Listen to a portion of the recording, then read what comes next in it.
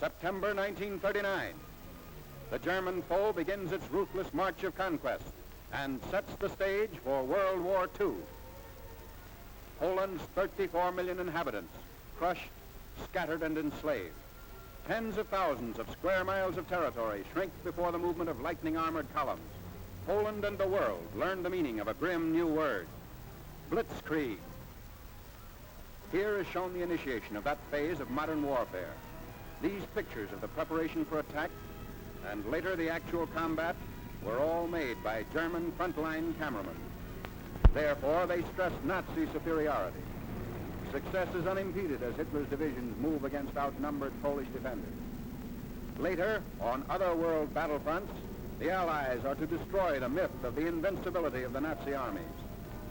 But this is Hitler at the peak of his armed might, and the record of a nation overrun in just days is of military as well as historical importance.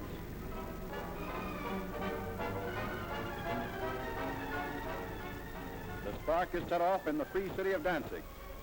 Nazi secret agents had long plotted the revolt against law and order. Germany called it liberation. The world knew that Danzig represented the ignition of the European powder keg, the excuse for Hitler's hordes to begin their destructive campaign of conquest. Here is the historic last stand of Danzig's loyal defenders. They're entrenched in the city's post office and under repeated fire of Nazi-trained militiamen.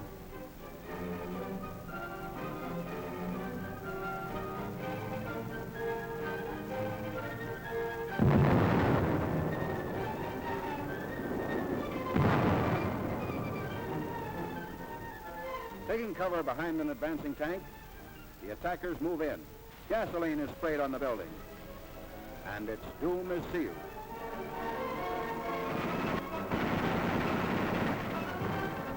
On September 1st, Danzig is incorporated into the Reich, and all Europe is aflame. World War II is a reality. Nazi regulars move up. The Germans brazenly call it counterattack with pursuit. The civilized world knows it as the unleashing of unheard-of military might. With little to stand in their way, the Nazi divisions roar across the Polish countryside and reveal for the first time the machines and weapons that are to terrorize a freedom-loving people. Military observers see the Nazi lightning warfare as setting the style for modern battle. Only a well-devised counter-blitz can stem the flanking and pincer movements of the wily Germans. The motorcycles bring up machine gunners for the opening of the attack.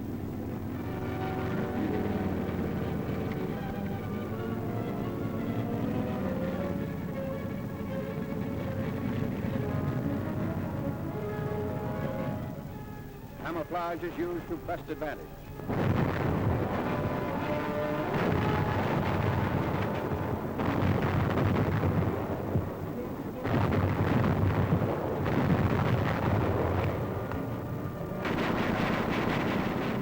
Tanks speed the advance as a Polish town is about to fall.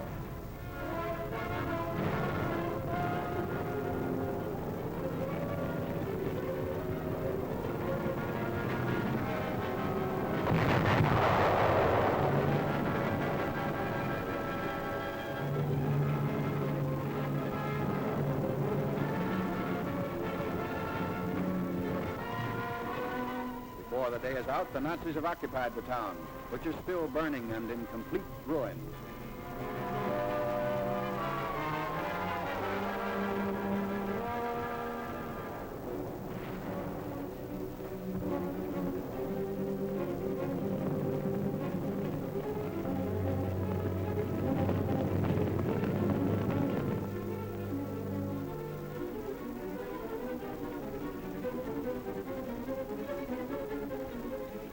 Wrecked equipment testifies to the Polish rout.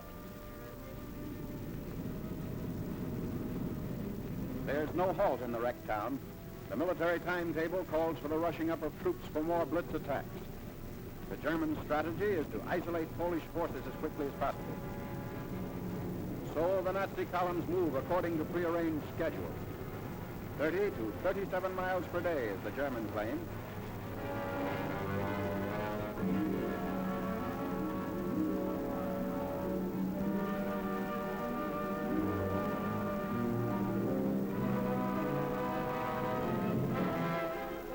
A strategic bridge across the Vistula River has been blown up by retreating Polish soldiers.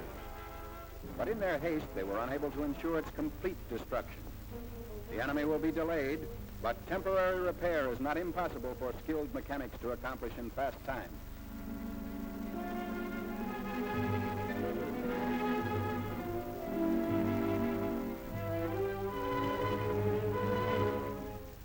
A German sapper detachment sent ahead of the fighting unit goes to work. These men are trained to construct emergency roads as well as bridges.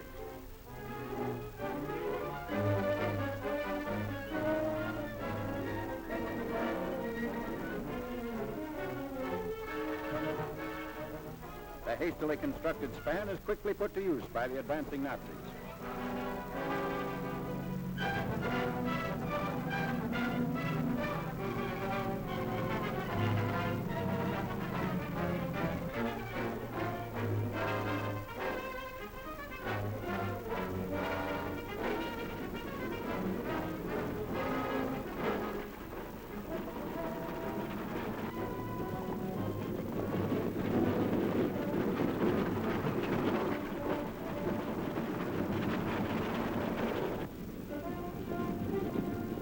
Many units don't even wait for the repairs. When bridges are scarce, shallow waters are forded.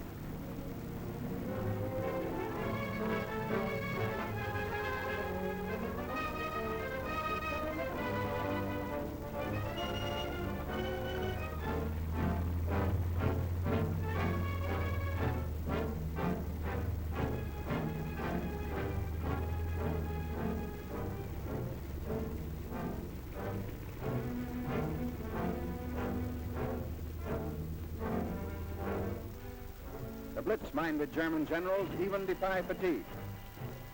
Long lines of tired troops are kept moving against the Poles. The operation is based on the principle that contact, once made, should never be lost. Naps are snatched on the move.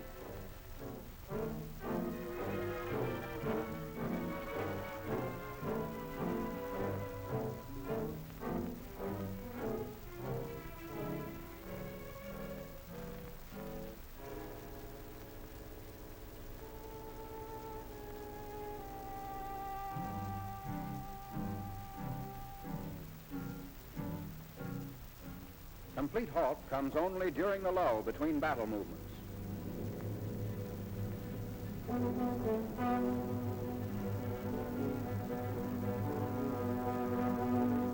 At all times, weapons are kept clean and ready for instant use. This enemy of ours has mastered every technique necessary to the maintenance of efficient fighting contingents.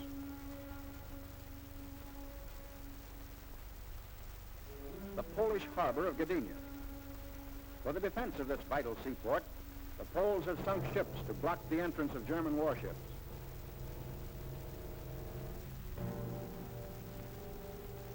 The Nazis direct their fire across the harbor. Military and naval forces are cooperating to bring about complete destruction of Polish defense installations.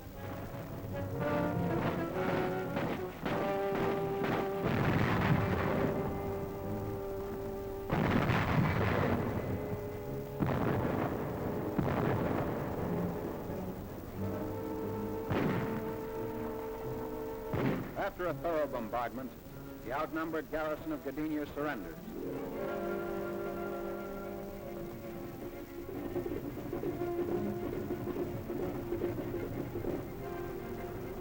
The Nazi air arm plays a major role in the wanton destruction of Polish territory. The method is now a familiar one. First, reconnaissance planes go aloft to secure valuable photographic data. The aerial pictures will show the movement and position of Polish troops, and also the undefended sectors that will supply easy targets for Nazi bombs.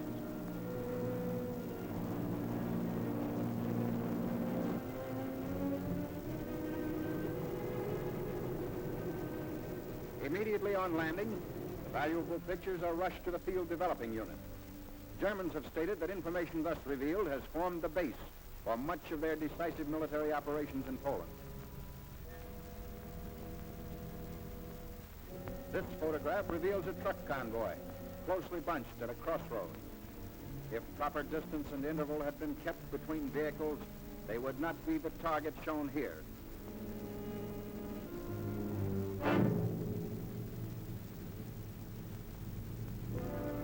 Ground and Air Force raids are worked out with greater unity through the use of the aerial photographs.